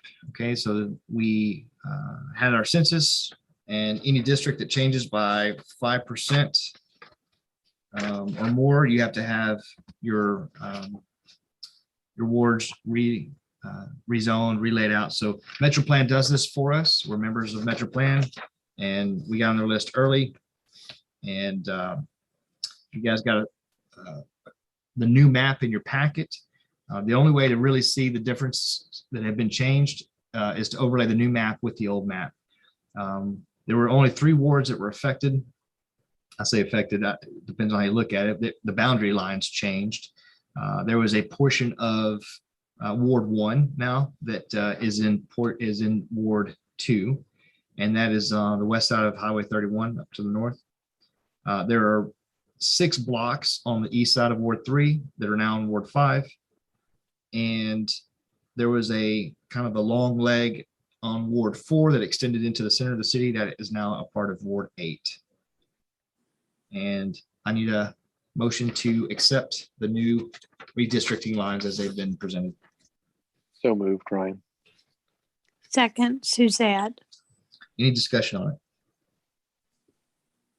I just want Coy to take care of my constituents that are moving over to Ward 8. Happily, I've got big shoes to fill, though. Thanks. All right, don't forget to come off of mute then. All in favor, say aye. Aye. Aye. Any opposed? All right, that motion carries. Next on the agenda is the third quarter summary for the budget. You guys had a very well-written memorandum from Regina in your packets, and I'm going to hit the highlights for the public. In summary, third quarter budget numbers under water and water operation and maintenance. We had some undue expense in repairs, more water leaks than we anticipated this year, and rising costs of fuel have caused an increase in spending, but overall, they're doing okay with the help of Regina. Jim is watching his budget numbers, so he's fine. The street department, we've had a lot of vehicle and equipment repairs this year, paired also with rising costs of fuel, oil, and some additional extra materials that we've had to purchase. Now, this is a topic that I feel personally responsible for fixing either the end of this year or especially as we go into next year, and that's our dump fees and our bulk waste removal. For 2 years in a row, we've severely underestimated how much the community is actually throwing away and what it's actually costing us to get rid of that bulk waste. And so we are well ahead of our expenditures for bulk waste removal in the city. Under the community center, revenue from memberships are up and still improving. And the CDs that were projected to have already paid out we have not yet to take them out yet. So they're still in there. And Regina says everything's looking good in the community center. Sales tax revenues, they're up by 16% in the last 10 months. The city 1 cent is. The county 1 cent is up by 13% in the last 10 months. Our A&P is up, bolstered by restaurants by 20% from this time last year, and our motels are up by 36% from this time last year. So all your positive trends, except I would say probably your street department and your water ops and maintenance. And then overall, you can sum up the general fund is in pretty good shape. If you guys have any questions and you want to pull the layers back on this, please, I encourage you to come to City Hall. Call Regina ahead of time. If she can, she'll give you as much time as she can to sit down with you and discuss the details of all these funds and all these accounts. I was going to make it during the appointment or during the announcements, but we have 3 budget and finance committee meetings scheduled at the end of this month. We'll be discussing the water and streets funds, 16th of November. police, fire, community center, and community development departments will be discussing their budgets the 23rd of November. And parks, district court, and administration, we will be reviewing all of those budgets on the 30th of November. Those meetings are at 6 p.m. Here at City Hall. All right, any questions? All right, I need a motion to approve the budget summary.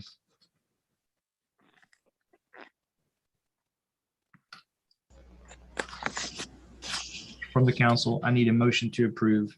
So moved, Ryan. Second, Raymond. All right, I got a motion by Ryan and a second by Raymond. Last call, any questions? All in favor, say aye. Aye. Aye. Right. Any opposed? All right, thank you very much. All right, item D is a request to include Juneteenth as a holiday in the 2022 and 2022 calendar year and so on. So moved, Give Richardson. Second, Ryan. All right, I got a motion made and second. Any discussion on it? It is a federal holiday, and that will be a day that our city employees will have off. All right, no further discussion. All in favor, say aye. Aye. Aye. Aye. Any opposed? All right, item E is a server consolidation quote.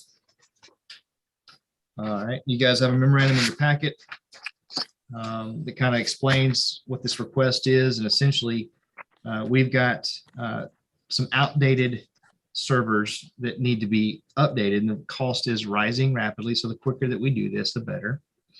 The PD, the server that Matt uses, is no longer upgradable. And the servers that we have here in City Hall, they're outdated as well. So Regina has kind of managed this. She's talked to Network Services Group, they're an IT service company out of Little Rock. And the best overall solution that we've come up with to fund these new servers, given supply chain issues and rising cost of equipment, would be to pay for them this year, and then have each department allocate that in their budget for next year and pay back. All right. So the goal is to combine all 4 servers into one, hosted at City Hall in Cindy's office, which is going total project cost will be a little bit over $34,000. Right now, that 34,000. Let's see, Regina, do we have a specific cost in the packet? Mm-hmm. There's a quote in there from Network Services Group for the 34,000. Yeah, that's what I'm looking for. Yeah. When I got the quote on Matt's server by itself, it was $22,900 and some odd dollars just to do his separately. So 34,197.24. There it is. So it didn't make sense to buy 4 separate servers at this high cost when we can combine them all and they can put it all in one cabinet here. That sounds good. And future updates would just be doing patches on that one server instead of 4 different ones. That's correct. So there's savings there. Did we get any other quotes from anybody else? No. This is the company that we contract with to do all of our IT services.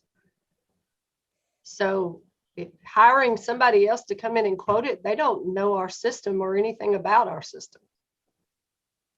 So, I mean, I guess we can, but well, I never would think to do that. I mean, I guess my thought is just the amounts when I go over that we need more quotes. Secondly, there are other providers out there besides Network Services that can and are willing to do that.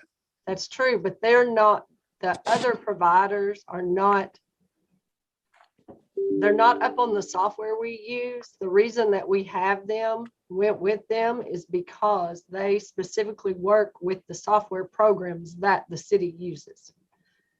And we have a lot of special issues here with the way our internet set up. We share a service between the police department and the court department. We've got a fiber line running across the highway. There's just a lot of things that they have dealt with that somebody that you're bringing off the street you're going to spend a lot of time trying to bring them up on all that. So Regina, that's not anything that Swift Connect could help us out on to maybe save money. No, this doesn't have anything to do with our internet service. This has to do with fiber optics. Well, this has to do with the server that all of our programs, our accounting program, our water department billing program, the court software, the police department software. That's what this is, replacing that because they're old and out of date and not upgradable anymore. I just know that the city of Rogers kind of redid theirs and they use CompSys, which is out of North Little Rock. And it's been a really good change for them. What was the name of the company? CompSys.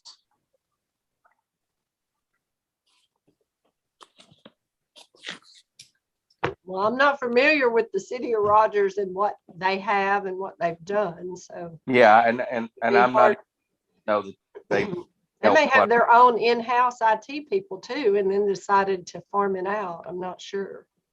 Yeah, I don't either, other than I know CompSys does help a lot of municipalities.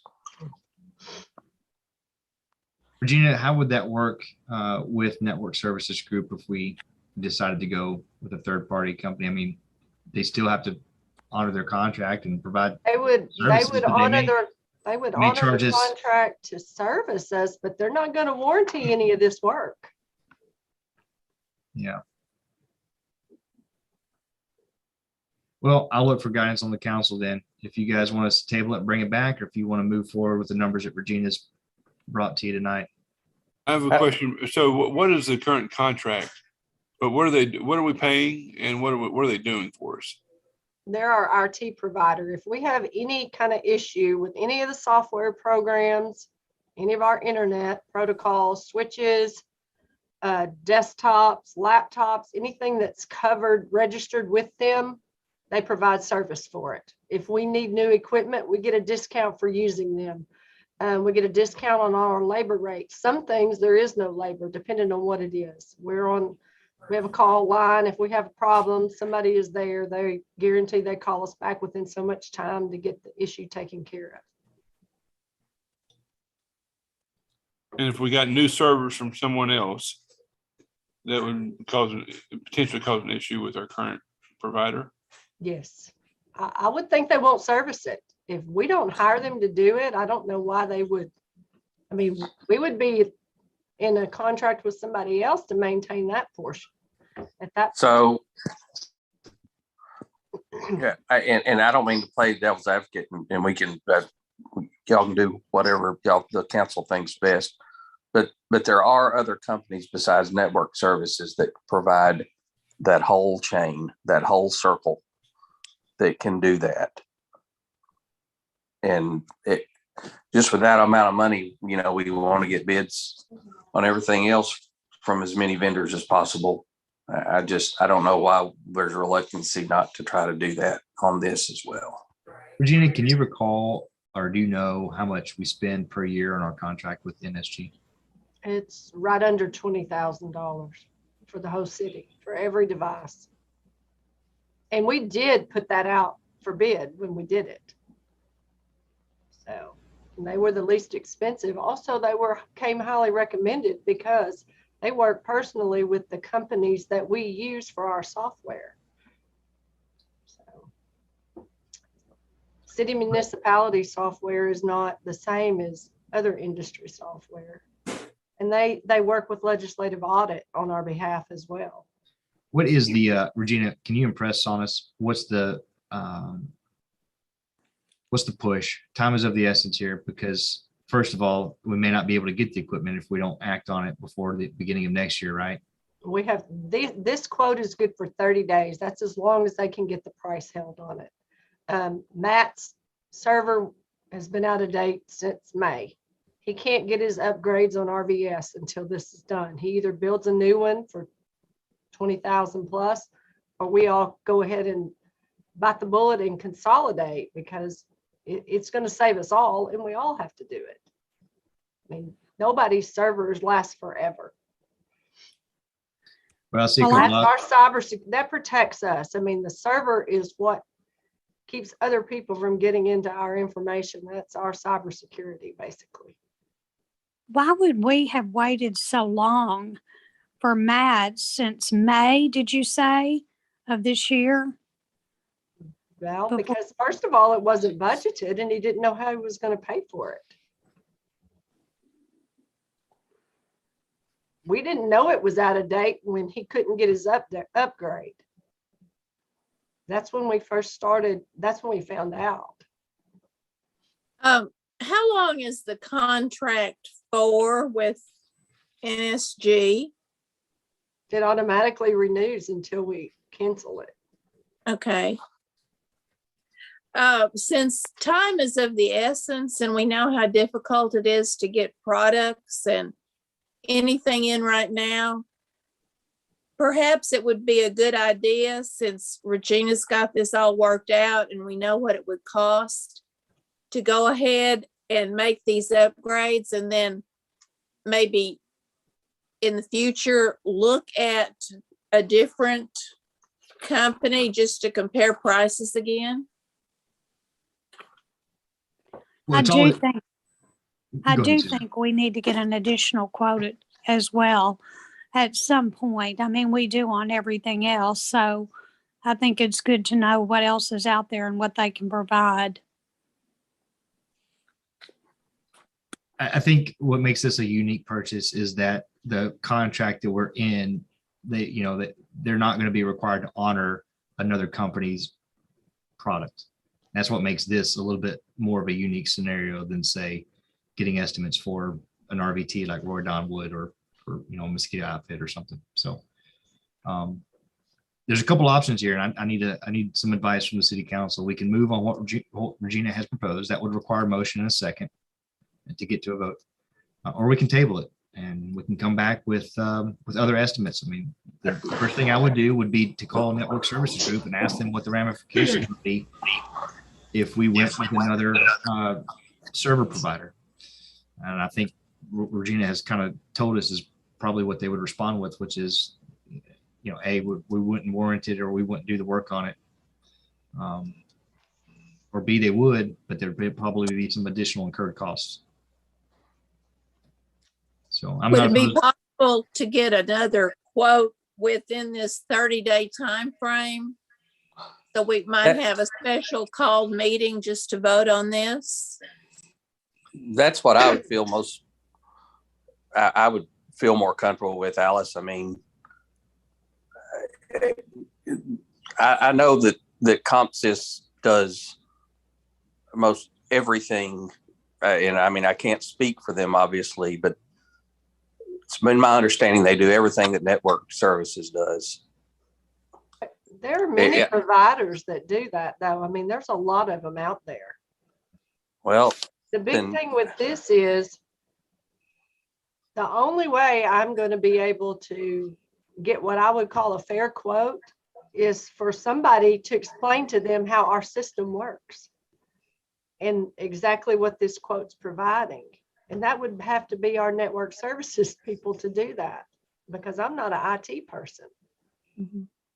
Can they not see that by the contract we have currently with NSG? Mm-mm. They won't see it in the contract, how everything's set up and it works. I mean, if I handed them this quote that I have for them to work off of, they would see what we need, but that's not a fair way to get another quote. Well, I'm just thinking without the numbers on there. Not disclosing the numbers. You said this quote is good for 30 days? From the date it was dated, yes. What day was it dated? November the 1st. November 3rd. So actually 30 days would be December 1st. So maybe they would extend it until our next meeting. I've already asked him and he told me no. 30 Well, days from the date it was issued. That's all they can get there when they get a quote on, from their providers that they buy from, that's all they'll give them is a 30-day quote. Well, I feel inclined to try to at least look at somewhere else.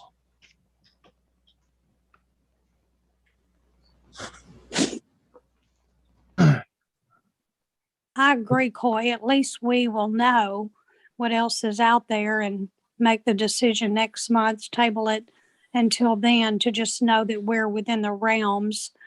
Well, and even if we don't want to wait, I'm Mhm. sorry I interrupted, Suzette, but even if we have to go back for a special meeting Mhm. for $35,000, I think it's worth that.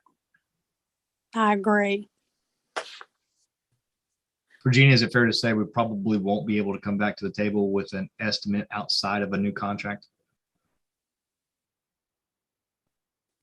I guess we'll have to put something in the paper. We can't just, if you're going to do that and you're not in a contract with somebody, you need to put it in the newspaper and let everybody have a free shot at it. Because it's in excess of 20,000, 35,000 by the new law. We're but under 20,000 contract with them for professional services. So Yeah. So it's like kind of like working with the pushing out an RFQ and working with an engineer and architect that's on retainer. Because it is in excess of 20,000 by our ordinance, we would have to bid it out if it's not, less than 20,000. So just something to think about, which would put us into the next year. So what's it, 15 days requirement in the paper? Hey, Regina or Mayor, when's the expiration date or when does it renew the NSG contract? in December, Okay. Like towards the end of December. Like at the end of the year, probably. I think it's middle to third week of December. I'm not positive on the date. I think the two practical choices that we go with NSG at this quote they've already given us, or we RFP or Q, whichever will be most appropriate for IT services. Is that clear to the council? Mhm. We can ask, but essentially what you're asking is it's like asking to buy a Toyota, but you wanted to put Nissan parts on it. I'm prepared to make a motion to go with what Regina's proposing. But I mean, if the council's split or need to discuss more, I'm down for that too. Well, the way this works is you run through the motion. If you're going to put a motion on the floor, then you give us the motion and we'll find a second. If there's no second on the council, then we table it. Or the motion is null. Considering it's going to require an RFQ to start from scratch with a whole new network support company, and we have a server at the police department that needs to be upgraded and can't be, I think we need to move. So I move that we go with Regina's proposal. I agree with you, Coy. Okay, so I've got a motion by Gib Richardson and seconded by Raymond Hatton. All right, I'll open it up like I always do. Any discussion or comments on this before we take it to a vote then? I guess if network services was doing their job the way they should have been doing it, they would have known that all of our other systems were so far out of date that they couldn't be updated. And that irritates me, that we're going to get back in bed with them and they're going to continue to tell us till we wait to the last minute and have us by the shoestring again. Now, the only one that's out of date and can't be updated is Matt's. I realize that, but if they're servicing all of our equipment, they should know when those are out of date. When did they tell us, Regina? Your summary says May, right? When they came in?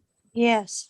There was something that Matt tried to do in May, and then they found out that his system couldn't be updated. I don't know exactly what that was. I needed to upgrade my RPS, which is my reporting system. I was trying to do a certain item on my system, and I called network services, and they said, well, you're going to have to call RPS. So I called RPS for the upgrade through RPS, and they started working on that with network services. And then they decided that couldn't get the full upgraded RPS system because of the server system was not updated for that. And that's when they said, you're going to need a new server. And that's when they started building that. I can agree It with was a Corey. problem that I needed to be fixed through RPS.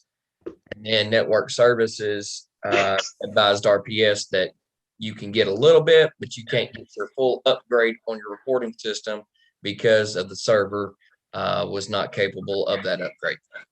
And I guess my thought there was, if they already operate all the software that we use and they already know the hardware we already use, they should have already had all that information, and we shouldn't have been waiting from May to November, 5 months to have to get something under the wire. Well, I don't think that's I don't think that was their fault though, Corey. They let us know in May, and we're just now acting in November because Matt didn't know how he was going to put it in the budget, et cetera. Well, they didn't tell me. I'm not saying neither nor of what's going on, but they didn't inform me until I informed them I needed an update on my RPS. Okay.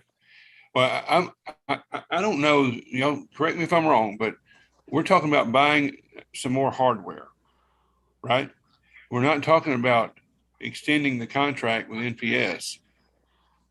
That's in December. We could still get bids or do an RFP to get a new contract in place for network services.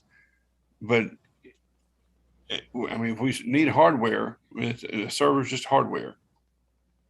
But I'm sorry, yeah, but if the contract runs out at the end of the year, why would we want to spend the money to upgrade the hardware between now and the end of the year when we could take that time to look at a second quote?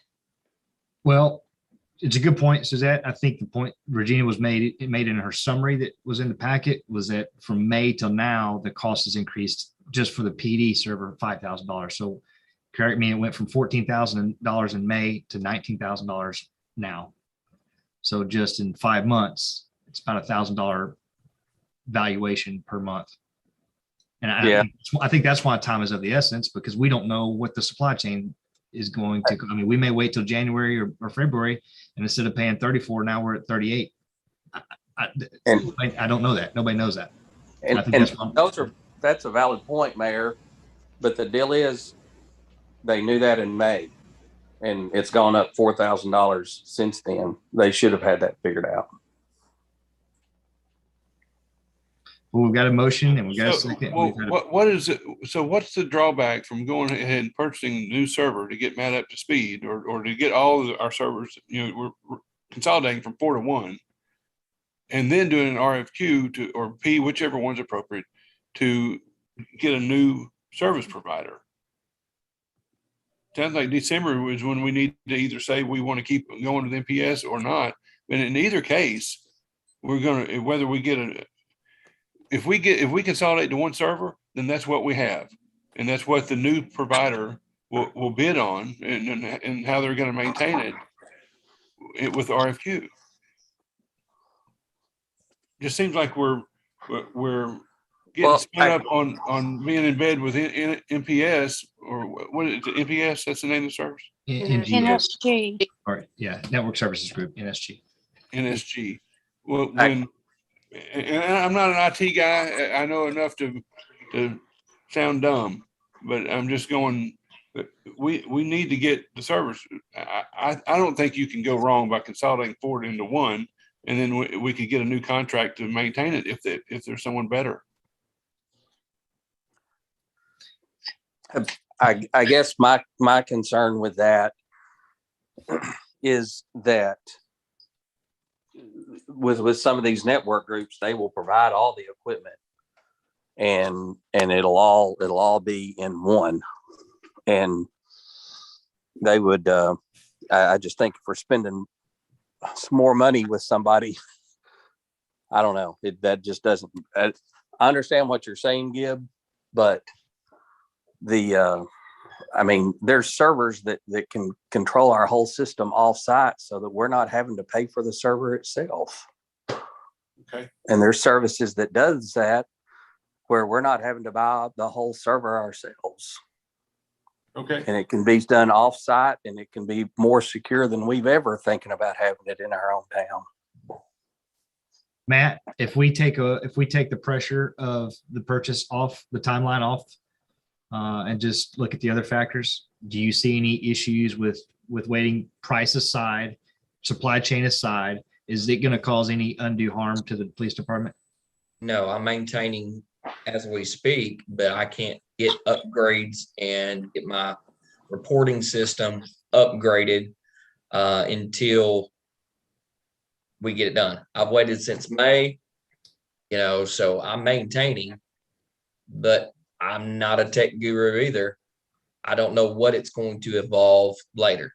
We rely on the technical services of a company that we pay for, and they've been great. Do they have ups and downs? They do. But I'm not here to dispute any of them. I just know that, we're going to need something. And consolidation does sound like it's the best route, because instead of having 4 different systems, we have it in one. And it's a lower cost to me. I mean, I think my portion of this quote was $11,000, and my last quote I got was $22,000. That's what I was going to have to budget in for next year. Regina, it went down to 11. I didn't mean to interrupt. I'm sorry, Matt. Can you answer the same question, Regina, for city? If we take off, the pressure of the timeline, the pressure of the supply chain issues, is it going to cause any undue consideration to us here? No. But we are, obviously there's a risk that we go with somebody else and we get a higher price. Yes. So, if the council wants to really dig into this and do the RFQ to get new network services, I can either withdraw my motion, or we can go ahead and vote on it and vote it down. It not hurt my feelings. I want to work with the council. What do y'all want to do? Well, we've got a motion already that's been seconded, and we're in the middle of a discussion. So Gib, it's your motion. You're in charge of that. So we can move on it and a vote. Let the council approve it or deny it, or you can retract your motion.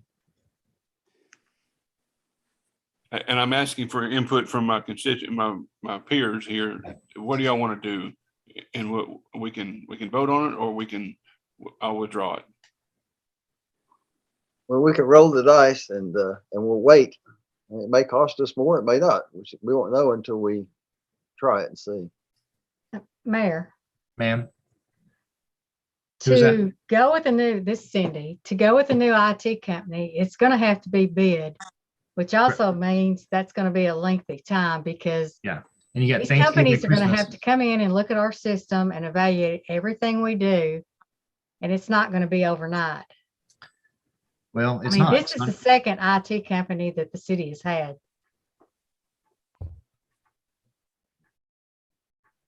Say we'll go with it. Let's vote then. I mean, if there's. Don't come off of mute. We're going to go to a vote then. We've had a discussion. We got a motion and a second. And what I'm going to do is roll call vote. We'll just do a roll call vote. Okay. So Jerry Beth, I'm going to let you call the roll.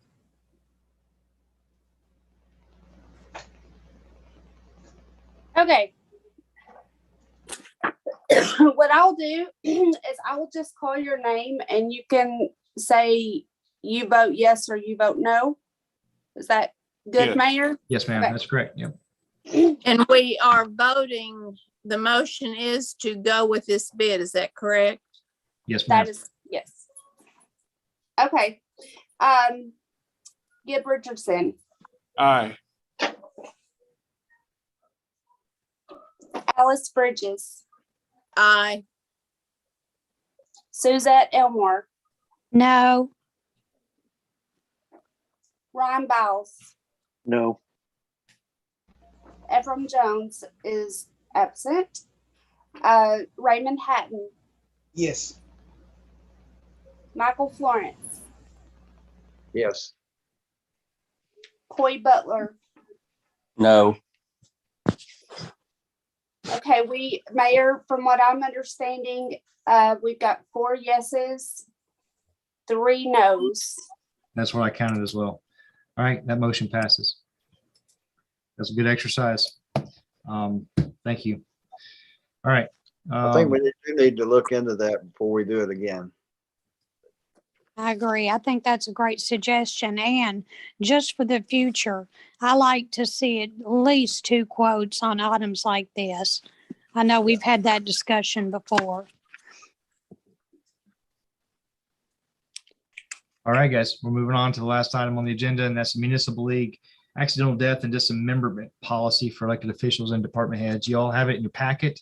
To be quite honest with you, I'm not even educated enough to explain what the AD&D policy is for you guys. You have it here, you're looking at it, and it's one sheet, okay? Section 3, the premiums are calculated. I'm gonna let Cindy or Regina speak to this. If you guys have any questions.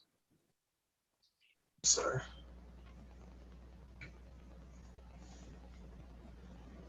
Do you guys have any questions about what you have in your packet? No. All right. Well, then I just need a motion to approve the AD&D policy that's been presented to you. Motion to approve, Michael. Second, Raymond. Motion's made and seconded. Any questions or comments? All in favor, say aye. Aye. Aye. Any opposed? All right. I need a motion to approve the pay the bills. Motion so moved. Second, Gibb.